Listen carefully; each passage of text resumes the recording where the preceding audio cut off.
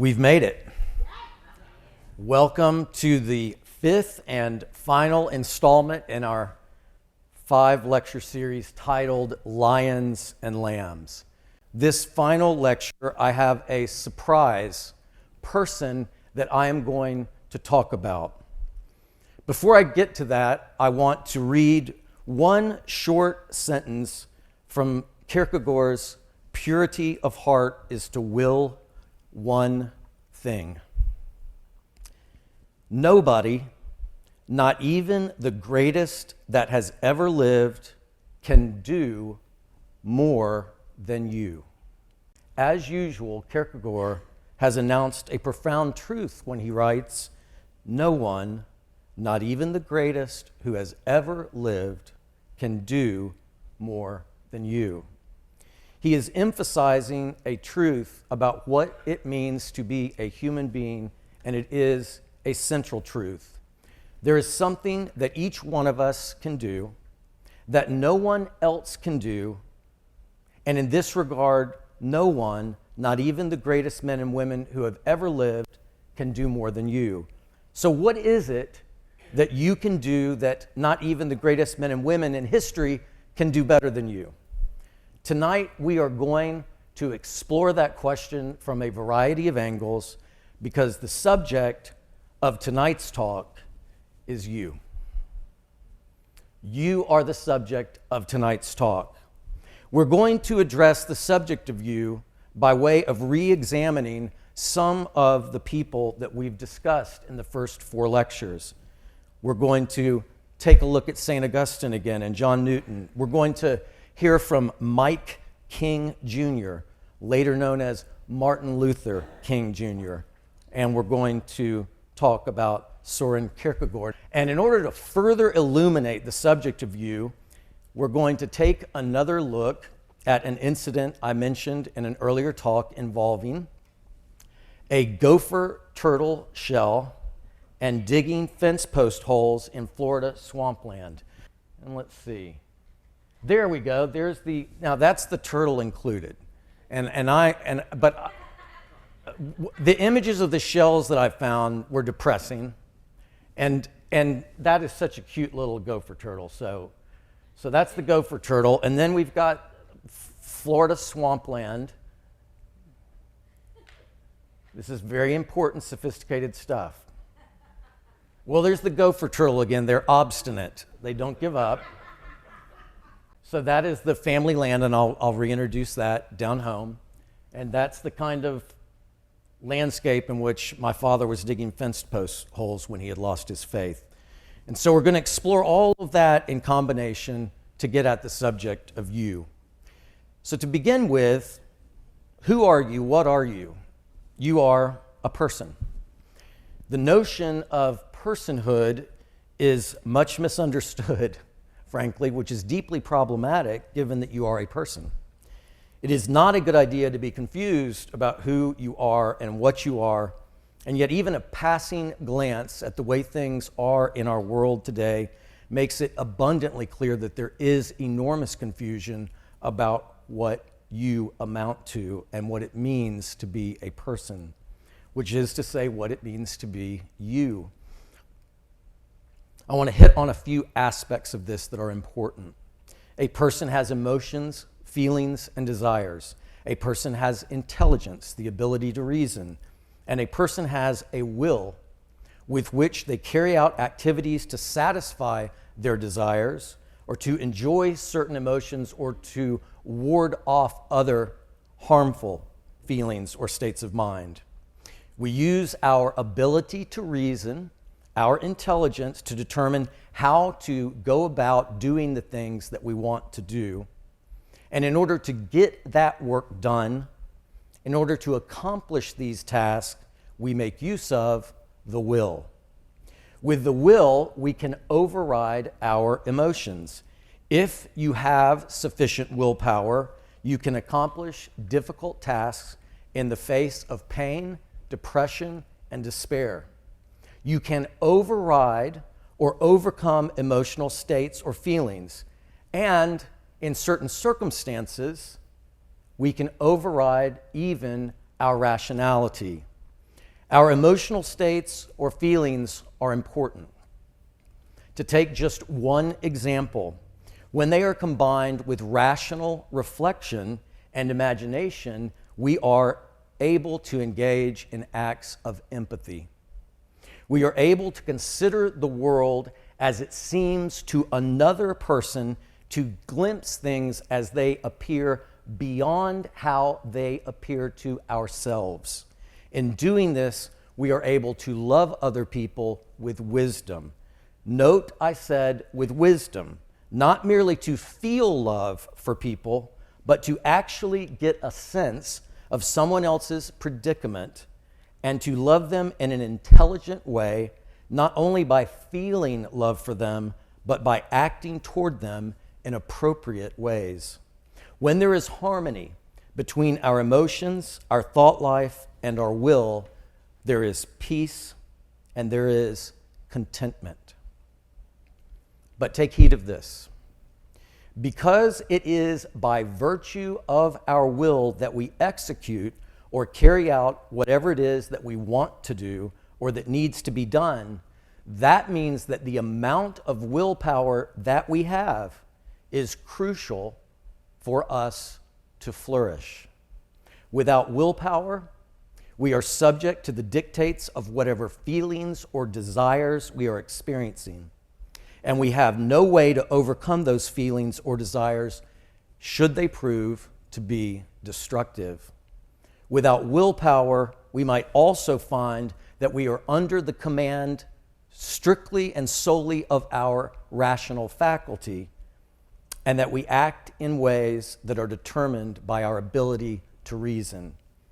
Ordinarily, we think of this as a good thing, and 99% of the time, it is a good thing. It's the way we ought to proceed with our lives.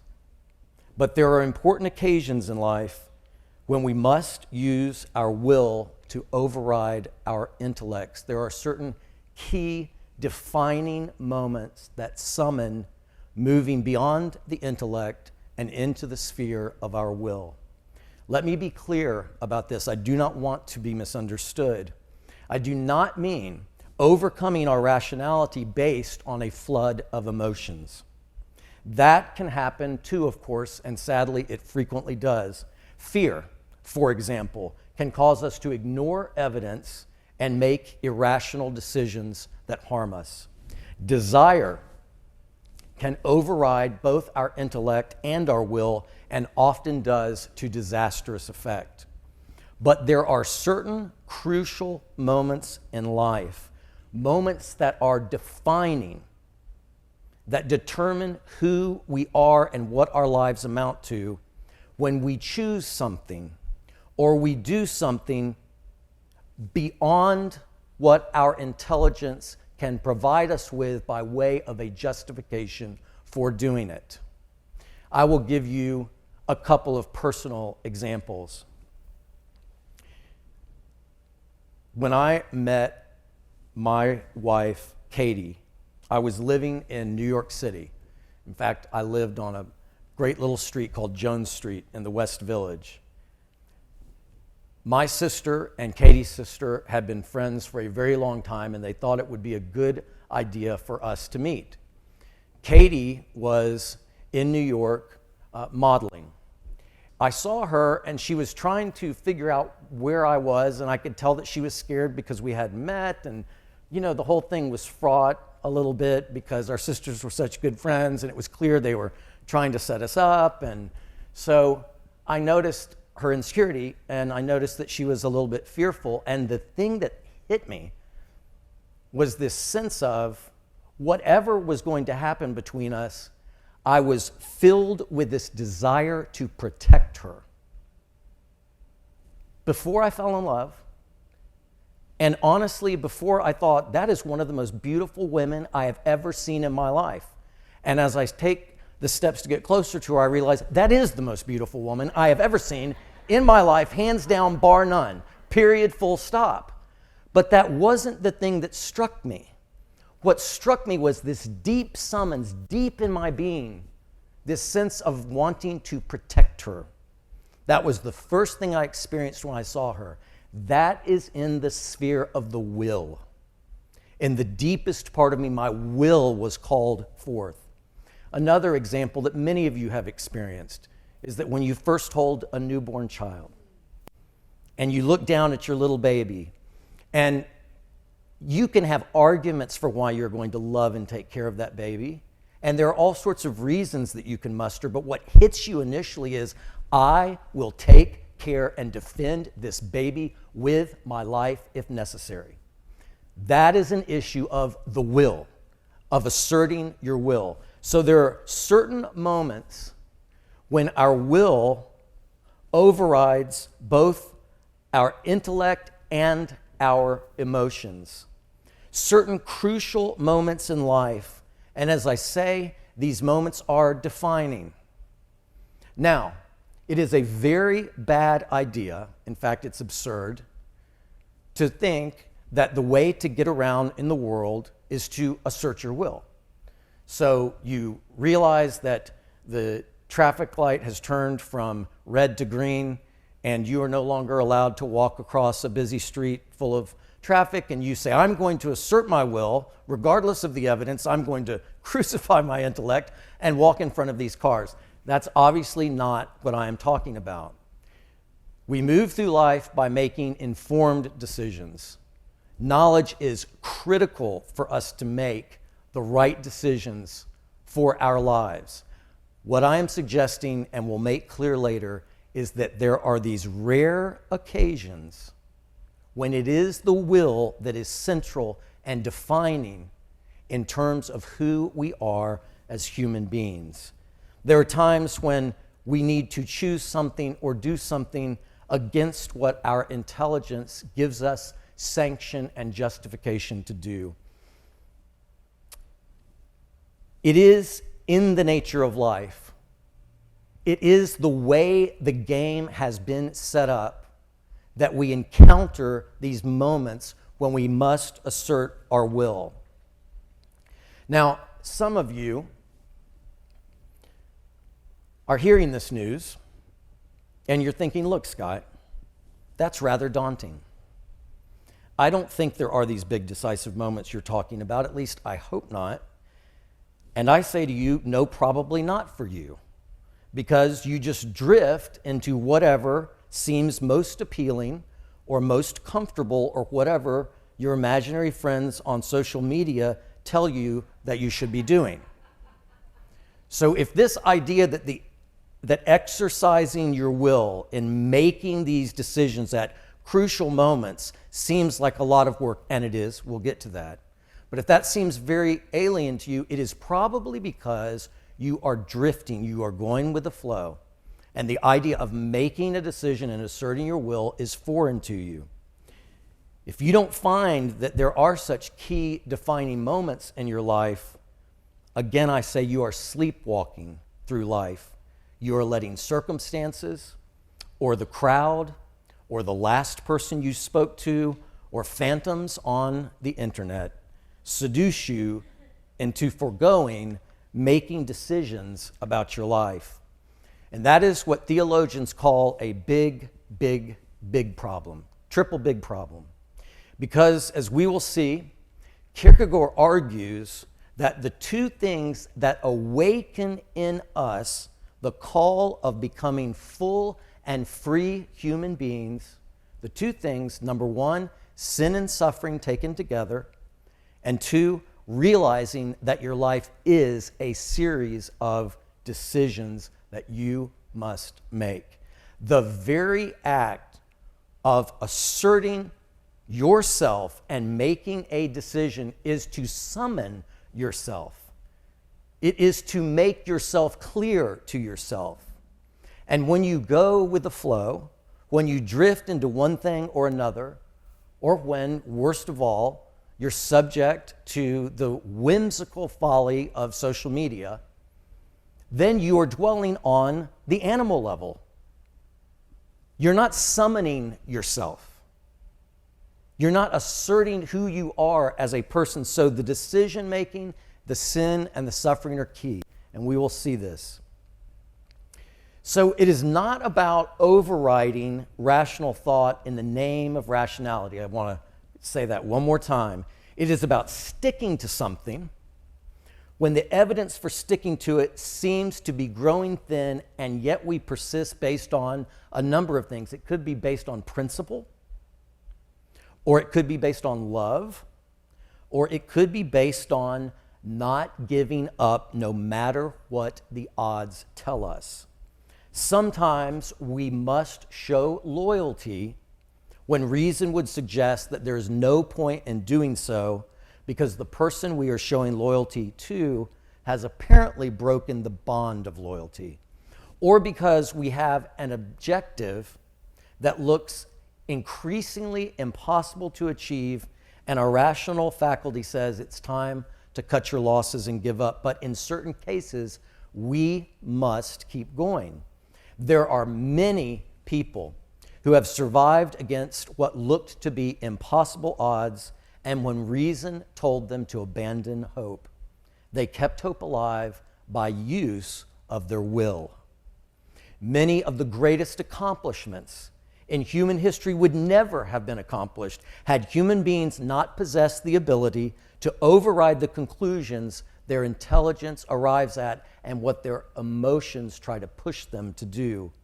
Many of the greatest achievements in human history were against odds so long that the rational calculations would insist that we should stop attempting to achieve them. Now, I have gone on at some length about the centrality of the will because our society today values emotions and desires first and foremost.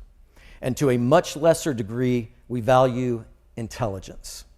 But willpower is seen to be very low on the totem pole if it's noticed at all. And I have gone on to some great length about willpower also because, as we will see, the will is a crucial element in achieving full, free humanity. So let's put this all together. When in the first chapter of Genesis, the 27th verse, we read, "So God created man in his own image. In the image of God created he him, male and female created he them." We are too often told, and so we too often think, that this principally means rationality. But being made in God's image means being a person in the way I've just described. Because the Christian understanding of God is that God is a person and is a personal God. He desires good things for us.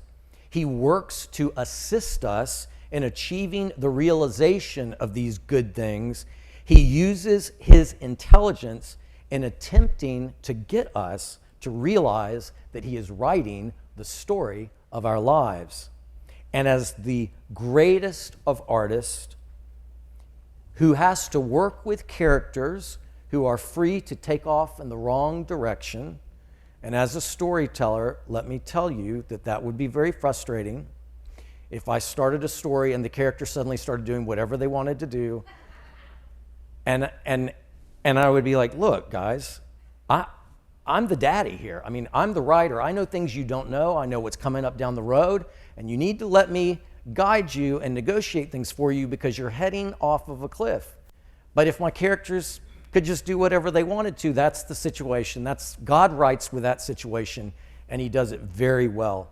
He is capable of writing our story with such great subtlety, in fact, that it is often only in retrospect that we see his design was there all along. And it is God's will that we wake up and become a willing partner in writing the story of our lives. And one of the fundamental things that has to happen in order for all this to occur is that we have to become aware of just what it means to have a self, to be a person. I said that there is harmony amongst these aspects of personhood, that when there is harmony amongst these aspects of personhood, that we enjoy peace and contentment. But there is something more important to it than even that.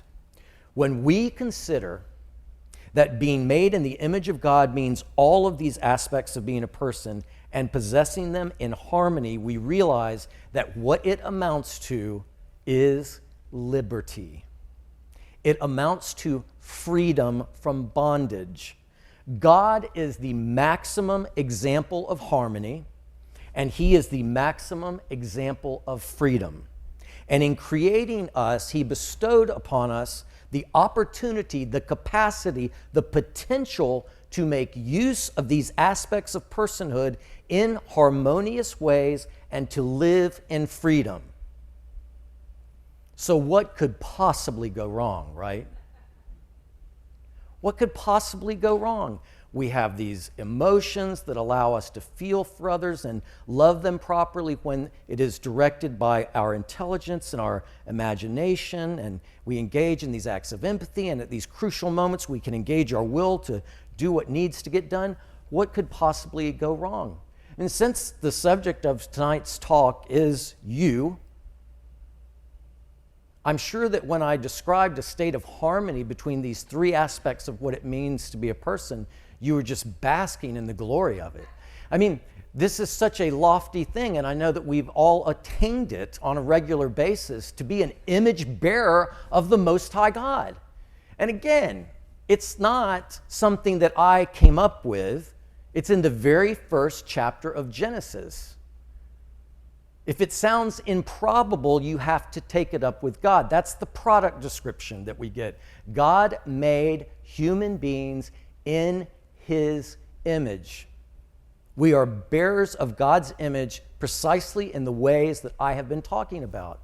And yet this lofty thing that I'm talking about, this lofty human being, children of the Most High God, image bearers of the Most High God, and the minute I said, what could possibly go wrong? And everyone started laughing. And why?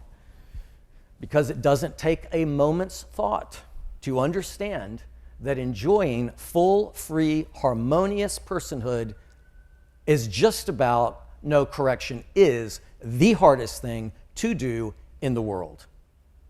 Unfortunately, it is the only thing in the world that matters to our lives. So we're in a bit of a binding situation here. It is the most difficult thing in the world, and in fact, it is so difficult that most people spend extraordinary amounts of time, energy, and effort trying to ignore the call to fulfill the God-ordained task of being fully human in all sorts of ways.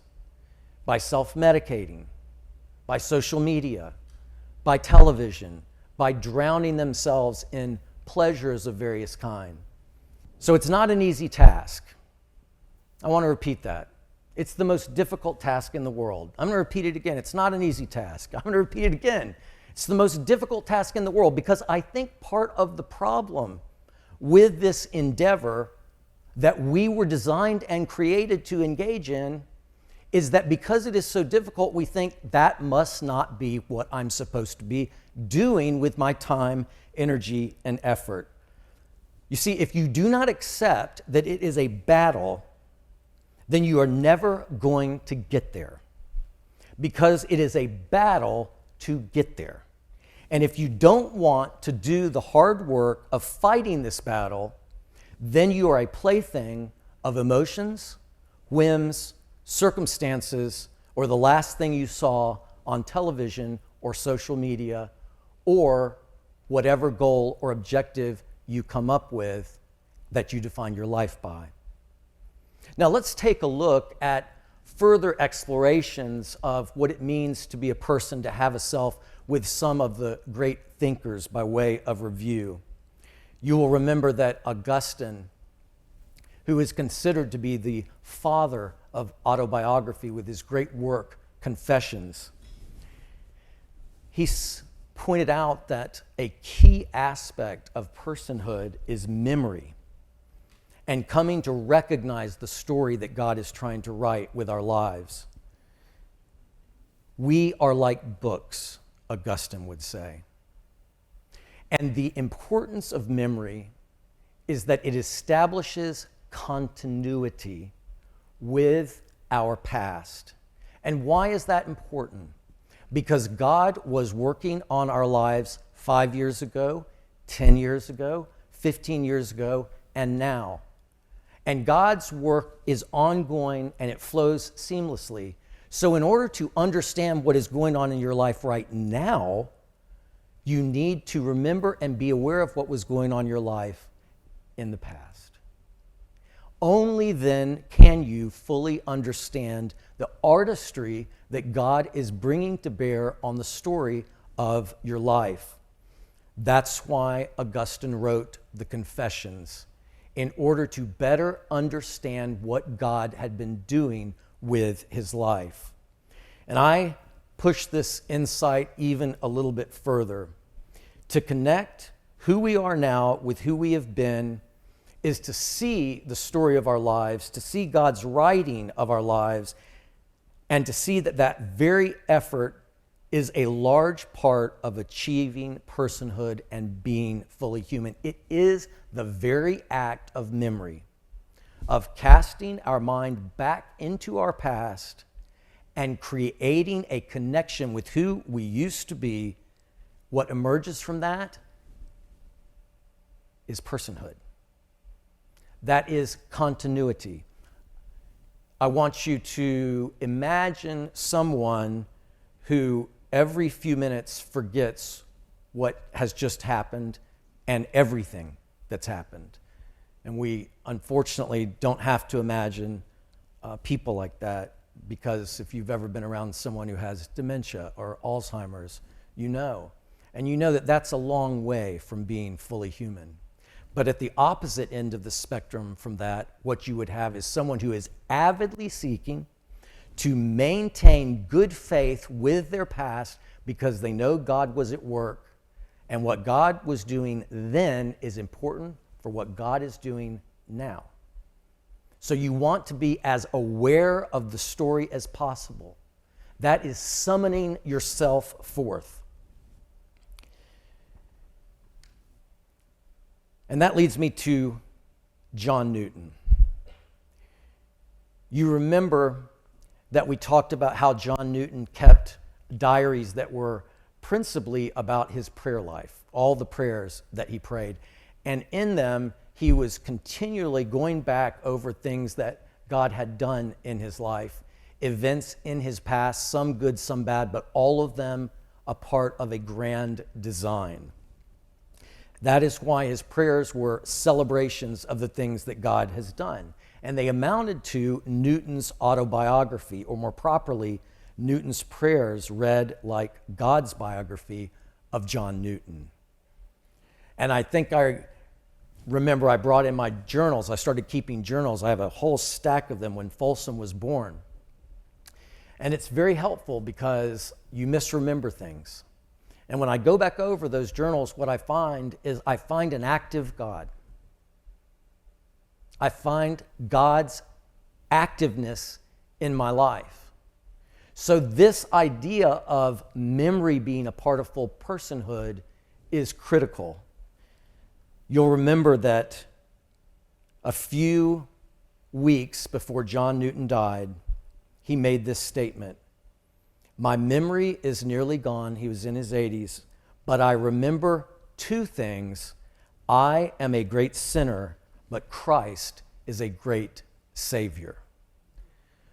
This act of reclaiming and maintaining connection with our past is about maintaining a connection with the redemptive work of God in our lives.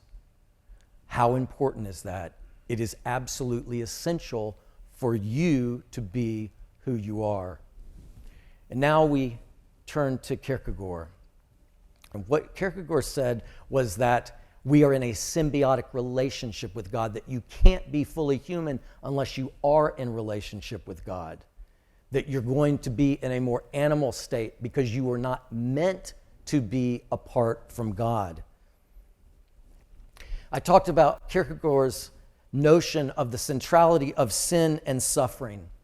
Why is sin and suffering so important in terms of developing our full and free humanity? Because both of them reveal the distance between who God created us to be as image bearers. And once we recognize that distance, and in many cases, that distance is a gulf that exists between us and God. Once we recognize it, it creates disturbance. We are no longer able to be comforted. And what Soren Kierkegaard would say is, nor should you be, because you're not there yet. And so what do? We try to ameliorate the pain. We try to medicate the pain away. We try to find a way to ignore the pain, to distract ourselves, when the pain is what we should be feeling because we are not where we need to be. So for Kierkegaard, sin and suffering are critical when it comes to summoning true selfhood, true personhood, because they point out to us that we are not where we need to be. For Kierkegaard, our life is about the work of straining and stretching and fighting to become fully realized human beings.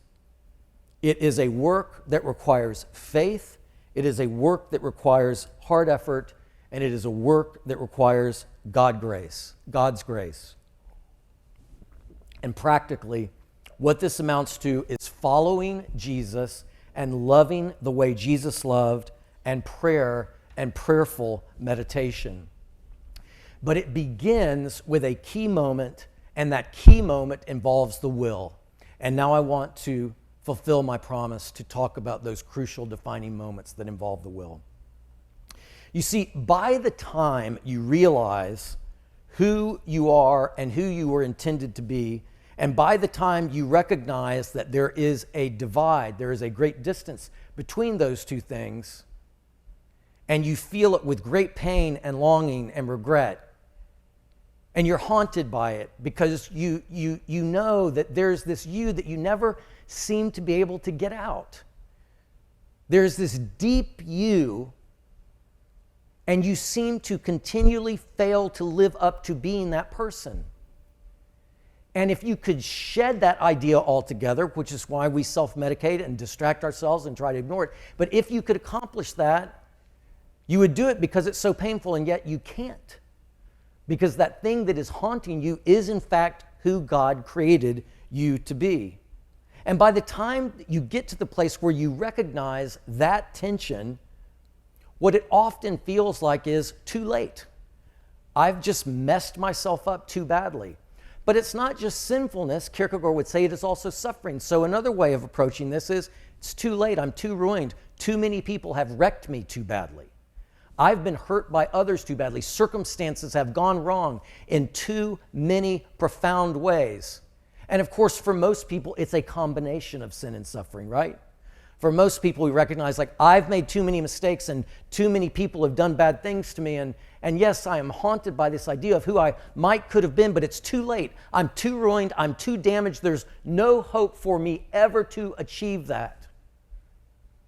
And Kierkegaard would say that that is the best thing in the world that could happen to you.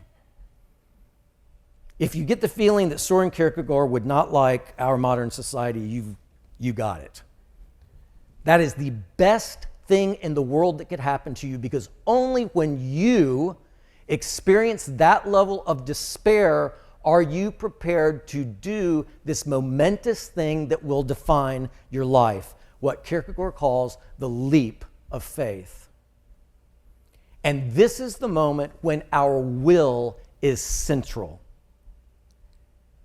There are various ways to arrive at this condition. You can get there when you're 14 years old, and you can get there when you're 80 years old. But you get to a place where you feel like there's just not much left of you at all. Except for one thing: your will. And with that central notion of who you are as a human being, you can say, God, take this. If you think you can use me, use me. I don't think there's much good left of me at all, but I'm now in a place where I turn to you and I say, take me. Now, what that means is to surrender your will to the will of God fully and absolutely. When Søren Kierkegaard writes that purity of heart is to will one thing, what this book makes clear is there is only one thing that you can, in fact, will with a pure heart, and that is to do God's will. And what Kierkegaard argues is that is what it means to become a fully functioning and fully free human being. Now, I promised you a gopher turtle. Some of you who were here will remember the story I told when I gave the Kierkegaard lecture. We were living in a double-wide trailer about 2.5 hours south and west of here in Hardy County, Pioneer Country, Florida. I mean, this is old school Florida. And we were there because my father had been one of the most prominent pastors in the United States. He was a young man. He was pastor of First Baptist Church of South Miami. He had been written up in national newspapers and various publications. He had preached a historic sermon on civil rights in 1961, denouncing racism in the strongest possible terms from the pulpit. He had crosses burned in his yard. And he was quite something. He used to wear tailored mohair suits, and he would preach these sermons, and I have a collection of these sermons, and they are publishable. They read like published essays.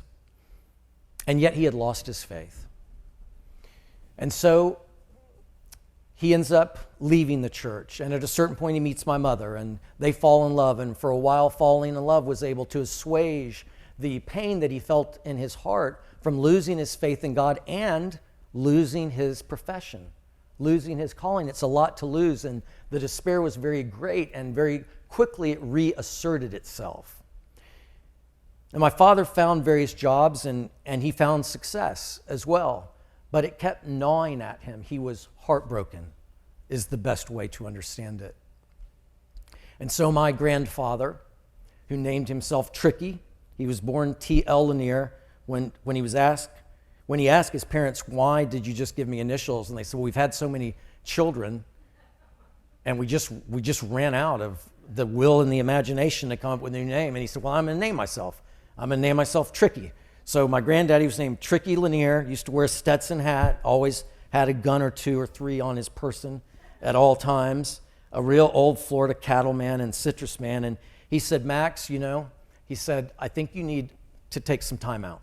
You need time to rest and to reflect. And so what I'm going to do is I'm going to buy this double-wide trailer. I'm going to put it down home on the property, and collectively all the family members, we have a little over 1,000 acres still down there today.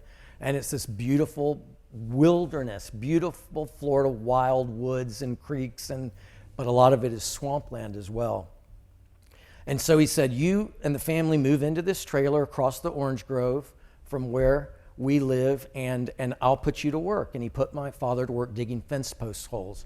And so it was a time of the greatest possible despair for my father. But for me, it was idyllic. It was heaven, because I loved to be on that property. I love my granddaddy, and I love my grandmother. And to illustrate it, my mother, there's a story that she always likes to tell.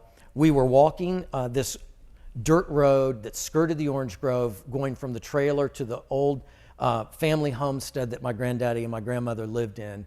And I saw a gopher turtle shell on the side of the road. And I knew that meant that the gopher turtle had died, and I didn't like that one bit, because I was in heaven. My father was in hell. I was in heaven. My state of euphoria was so intense, and my sense of childlike trust in God was so intense that I see this gopher turtle shell, and I don't want there to have been a dead gopher turtle. And so it's obvious what to do as a little child when you have that kind of trust in God. I went over and I took the little shell and I threw it up in the air, and I said, here, God. Threw it right up in the air joyfully and said, here, God. Because I knew God would take care of it. And then I kept walking down the road to Granddaddy and Dana's, because I knew God was going to take care of it. Meanwhile, my father is about to lose his mind. Now, I'm going to close by presenting the problem that we all face. We can't go back to being a little 4-year-old boy who sees a gopher turtle shell and is so confident that God would never allow that to happen in his idyllic little paradise, and we just throw it up and say, "Here, God," knowing that God's going to take care of it. It's simply not possible for an adult to regain that kind of childlike faith. And yet, we are presented with a very serious problem. And the problem is what Jesus says. From the 18th chapter of Matthew, at the same time, the disciples came to Jesus saying, "Who is greatest in the kingdom of heaven?" And Jesus called a little child to him, and he set him in the midst of them, and said, "Verily I say unto you, unless you become as a little child, you shall not enter the kingdom of heaven. Whosoever therefore shall humble himself as this little child, the same is greatest in the kingdom of heaven." We now have two whopping, colossal dilemmas that stand in the way of us achieving full free personhood. One, we were created in the image of God to be his image bearers, to reflect his glory, sons and daughters of the Most High God. We are possessed of will, intelligence, and emotion, and yet it continually goes out of whack. This lofty idea of us being created in the image of God is spat upon, scorned, and ridiculed by the reality of who we are day in and day out. So it doesn't sound like good news to me that you are created in the image of God. It sounds like a test that you can't possibly pass. So that's one aspect of the dilemma. The second is Jesus comes along and says that we have to become as little children to enter into the kingdom of heaven.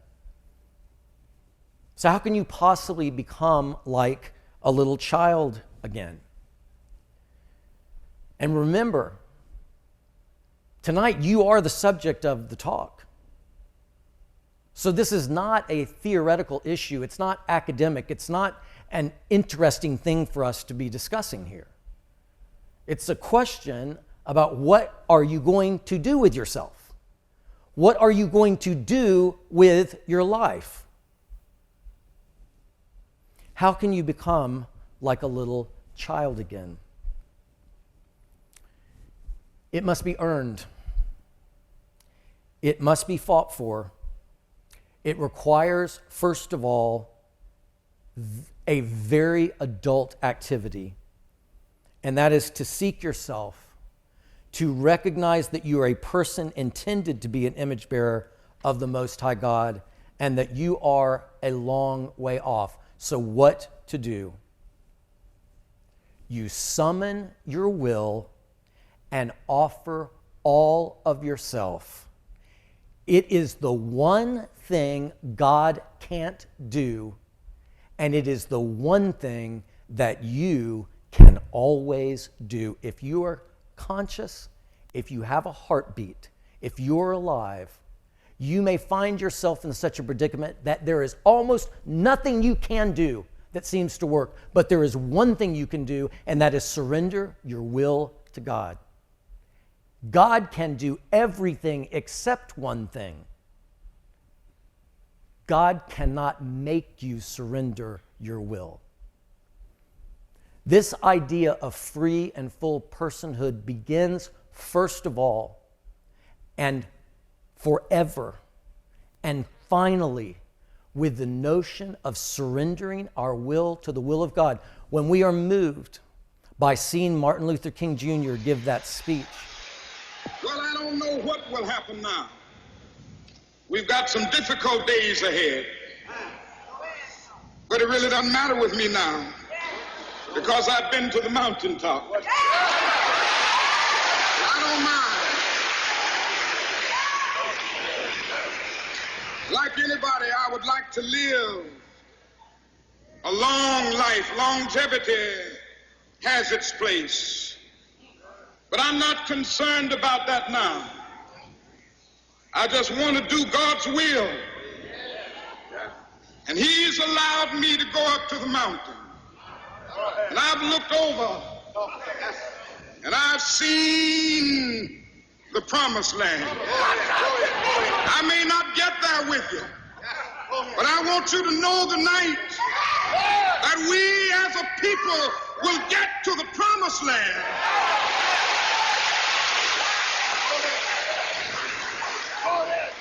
So I'm happy tonight. I'm not worried about anything. I'm not fearing any man. Mine eyes have seen the glory of the coming of the Lord. What we are moved by, what impacts us, what we sometimes mistakenly call charisma or a great speech. Martin Luther King Jr. had enormous charisma, and he was one of the best speakers ever.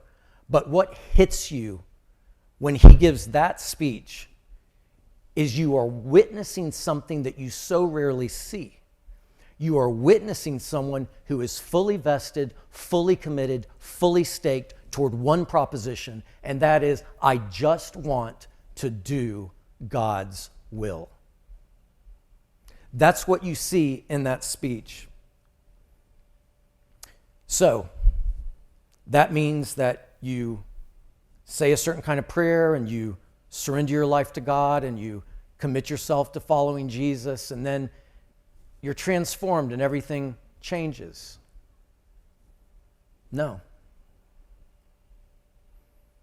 You got to surrender again and again and again and again and again. And in fact, your commitment to it has to be such that not even your own sinfulness will keep you from continuing to pursue surrendering your will to God. You have to reach such a state of mind where you say, nothing can disqualify me from continually saying, have it, take it. The question of how do you become like a little child again is answered just like that. That is why there is those moments in that speech by Martin Luther King Jr. where you see this childlike self emerging in him, because it is a look on his face of absolute trust. And it is the most difficult thing in the world for an adult to do. Why? Because we qualify. Because we use our intelligence, we figure things out. And because we say things like, I think I'm disqualified. I made that decision before, it didn't work out. I tried to do it before, it didn't happen for me. What's going to make this time any different? But when you say, I'm not going to give up, I always have this to give myself. Will it always look like a battle? It will always be a battle, but it won't always be a struggle. I want to repeat that. It will always be a battle to do this, but it will not always be a struggle. You will not stay in the same place where you start from. If you do, something's wrong. It will always be a battle, but it won't be a struggle. I read devotionals, daily devotionals by the great Oswald Chambers, and he makes this observation that I have found to be very profound. He says that the great, enormous waves that terrify the ordinary swimmer. Now, you've seen big wave surfing, and some of these massive waves in Hawaii and other places, they're like 2 and 3 stories high. Just to watch these guys surfing these waves, they look like little tiny pecans on surfboards. They're so tiny, and they're surfing along these huge waves. Oswald Chambers notes, these great, enormous waves that terrify the ordinary swimmer produce in the surfer superabundant, indescribable joy. You see, the colossal waves that would cause the rest of us such distress, for the surfer, they are an opportunity to perform at the highest level and achieve art and victory. Jesus said, in this world, you will encounter trials and tribulations. But don't be afraid, because I have overcome the world. It needs to be said, you have to be in it to win it. If you keep at it, if you commit to continuing to surrender yourself more and more, instead of finding yourself in the swamps, confused, shaken up, full of despair and depression, digging fence post holes, and that Florida heat and humidity, more and more you will find yourselves skirting the orange grove, heading home in the cool of evening. And as I said before, instead of it being a turtle shell that you go and you pick up and you throw up in the air and say, "Here, God," you'll find it easier and easier and easier to take all of you, every single bit of you, scars, damage, pain, despair, hurt, no matter what, the ugliness, the beauty, all of it, and throw it up to God and say, "Here, God." Tonight, the subject of our discussion was you. You may think, well, I'm older. I don't know how much of that life I have left. Well, you've got today, you've got tonight, you've got this minute. Obviously, without the grace and the work of God, nothing is possible. And there's only one way to end this talk.